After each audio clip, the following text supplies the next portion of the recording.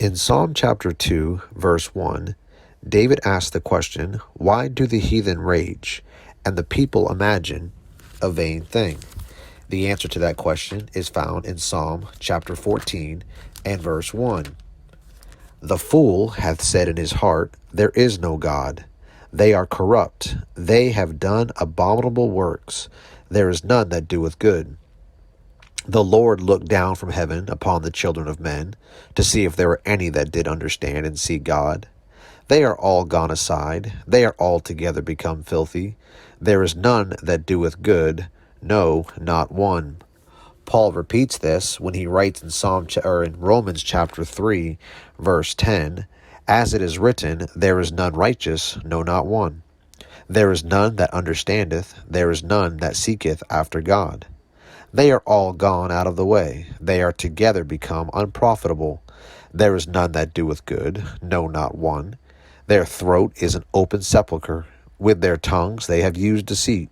The poison of asps is under their lips, whose mouth is full of cursing and bitterness. Their feet are swift to shed blood. Destruction and misery are in their ways, and the way of peace have they not known. There is no fear of God before their eyes."